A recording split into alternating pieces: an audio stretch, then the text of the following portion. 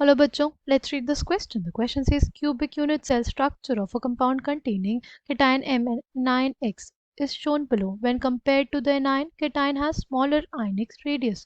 Right? Choose the correct statement. हमें बताना है correct statement क्या होगा.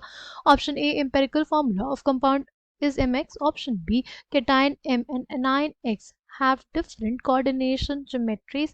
Option C, the ratio of Mx bond length to the cubic unit cell edge length is 0.866. Option B, the ratio of ionic radii of M to anion X is 0.414. Key concept for this question is unit cell parameters. Right सबसे पहले empirical formula हमें बताना है compound का क्या mx होगा क्या. Let's see. देखो यहाँ पे हमारे पास जो x है वो कहाँ का प्रेजेंट है. x एज सेंटर पे प्रेजेंट है. x कहाँ पे प्रेजेंट है. एज सेंटर पे प्रेजेंट है. ठीक. अगर x हमारे पास एज सेंटर पे प्रेजेंट होगा तो क्या हो जाएगा. देखो एज सेंटर का पर एटम कंट्रीब्यूशन कितना होता है 1/4 होता है और x हमारे पास कितना दिया है 4. यानी इसके लिए क्या आ जाएगा 1.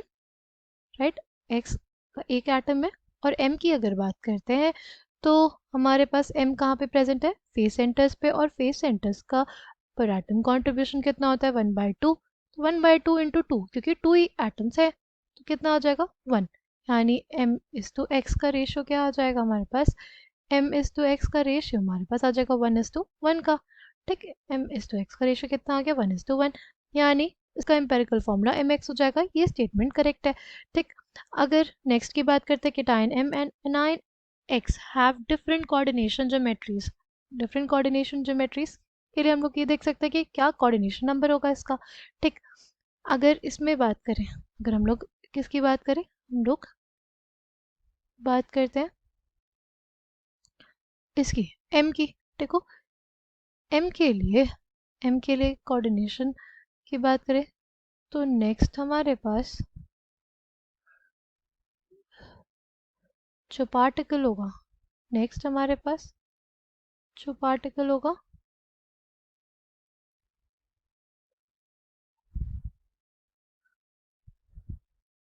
वो यहाँ पे है.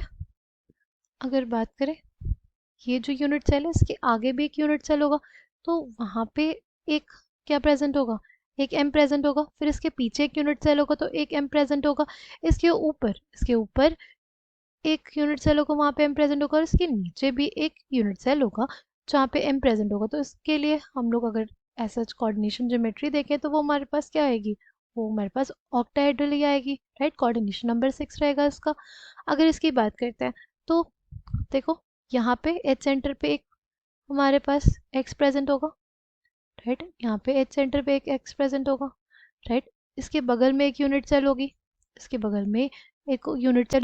वहाँ पे हमारे पास एक्स प्रेजेंट होगा. इसके ऊपर एक यूनिट सेल होगी वहाँ पे प्रेजेंट होगा एक एक्स. राइट. इसके जस्ट ऊपर एक यूनिट सेल होगी, है ना. इसके जस्ट ऊपर एक यूनिट सेल होगी वहाँ पे एक्स प्रेजेंट होगा. ठीक. तो हमने कितना देख लिया. देखो 1 2 3 4 ये 5 हो जाएगा.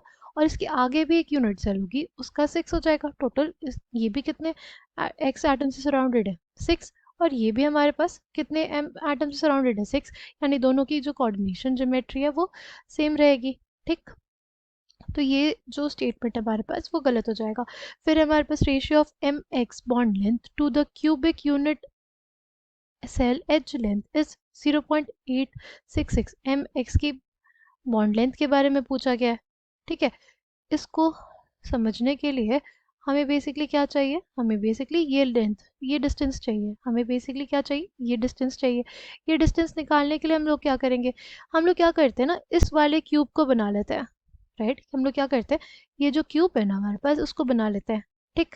अगर इस क्यूब को बनाएंगे तो ये क्यूब हमारे पास कुछ ऐसा दिखेगा. सिर्फ उस छोटे से हिस्से को बना रहे हैं हम लोग यहाँ पे. राइट. उस छोटे से ही हिस्से को हम लोग यहाँ पे बनाने जा रहे हैं. ठीक. अब हमारे पास m कहाँ पे प्रेजेंट है, m यहाँ पे प्रेजेंट है, और x कहाँ पे प्रेजेंट है, x हमारे पास इसके कॉर्नर पे प्रेजेंट है, x कहाँ पे प्रेजेंट है, इसके ये वाले कॉर्नर पे प्रेजेंट है। ठीक, सिर्फ हमने कौन सा ड्रॉ किया है, हमने ड्रॉ किया है ये वाला सेल, हमने ये ड्रॉ किया है ये वाला, सिर्फ ये वाला सेल, ठीक, आगे वाला। ओके, तो उसमें एक कॉर्नर पे हमारे पास ये पार्टिकल प्रेजेंट है m, ये हमारे पास क्या है, m है ना, और ये हमारे पास क्या है, x है। ठीक है, इन दोनों के बीच की हमें ये डिस्टेंस निकालनी है। ये हमारे पास हम लोग देख सकते हैं कि इसके तरह एक बॉडी डायगोनल की तरह हमें क्या निकालना है, इस बेसिकली क्यूब का बॉडी डायगोनल। ठीक, अच्छा, इसको कैसे निकालेंगे, इसको हम लोग कैसे निकाल सकते हैं, इसको हम लोग ऐसे समझ सकते हैं कि ये डिस्टेंस और इस डिस्टेंस का हमें यूज़ करना है, राइट। तो इस पॉइंट को हम लोग एक नाम दे देते हैं, जो हमारे पास क्या हो जाएगा, ए हो जाएगा, राइट। इस पॉइंट का नाम हमने दे दिया ए। ठीक, तो पहली, और इसको बी दे देते हैं। एक्स बी हमारे पास कितना होगा, यहाँ पे हमारे पास एक्स है, ये बी है, ये डिस्टेंस कितनी हो जाएगी हमारे पास, देखो इस अगर पूरे क्यूब की जो एज लेंथ है वो ए है, तो एक्स बी क्या हो जाएगा, एक्स बी हमारे पास ए बाई 2 हो जाएगा। तो एक्स बी हमारे पास क्या है, ए बाई 2, एक्स बी हमारे पास कितना है, ए बाई 2। अगर एक्स बी हमारे पास ए बाई 2 है, ए बी भी तो क्या है, इसकी साइड है, तो ए बी भी हमारे पास क्या हो जाएगी, ए बी भी ए बाई 2 हो जाएगी। तो ए एक्स कितना हो जाएगा, A X will be equals to A X square will be equals to X B square plus A B square, right, according to Pythagoras theorem.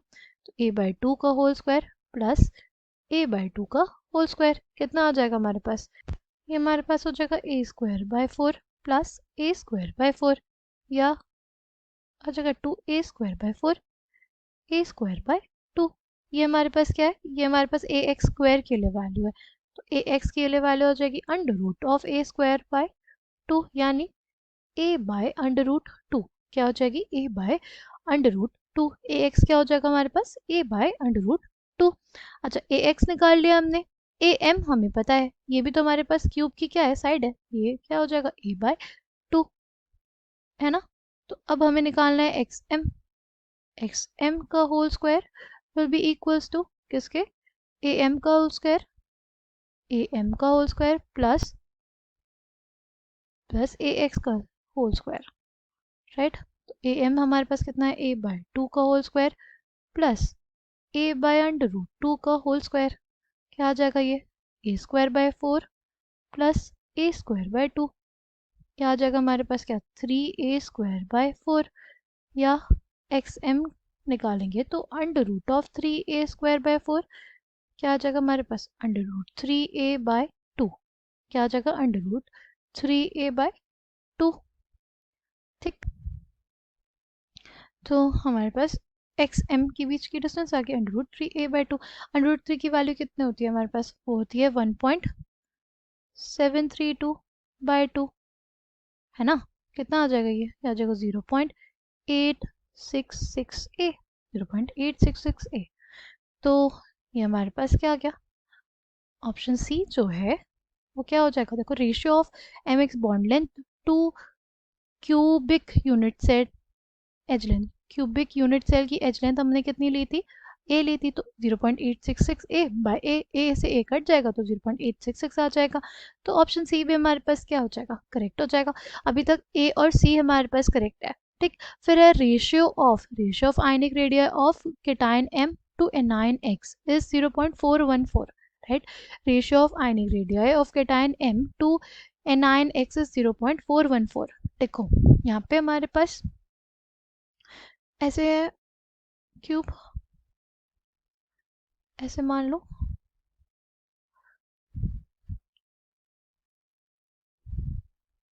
है ना।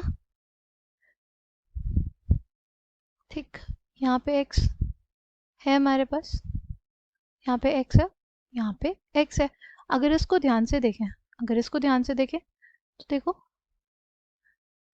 ये हमारे पास एक किस तरह हो जा रहा है, ये एक क्यूब की तरह बन गया हमारे पास, ये हमारे पास एक क्यूब की तरह बन गया, राइट। और और इस क्यूब के सेंटर पे हमारे पास वर्ड है, ऐसा वर्ड कौन सा होता है, क्यूबिकल वर्ड, राइट। ऐसा कौन सा वर्ड होता है हमारे पास, क्यूबिकल वर्ड, जिसमें क्यूबिकल वर्ड में ही क्या होता है, पार्टिकल्स होते हैं above and below, right. Cubical word में भी पार्टिकल्स होते हैं अबव एंड बिलो। इसका कोऑर्डिनेशन नंबर क्या होता है, इसका कोऑर्डिनेशन नंबर 8 होता है। और हम लोग ये कह सकते हैं जो हमारे पास केटायन एम है वो कहाँ पे प्रेजेंट होगा, क्यूबिकल वॉइड में। और जब क्यूबिकल वॉइड होता है तो रेडियस रेशियो हमारे पास क्या हो जाएगा, radius ratio lies between 0.7322 to 1.00, right. यानी जो ये ऑप्शन डी है वो हमारे पास गलत हो जाएगा, क्योंकि इसमें बोला है कि ratio of ionic radii of cation M to anion X is 0.414। ये स्टेटमेंट गलत हो गया। कौन कौन से स्टेटमेंट्स करेक्ट हो जाएंगे, ए और C will be correct options for this question. Option A, option C will be correct. I hope you understood it well. Thank you and all the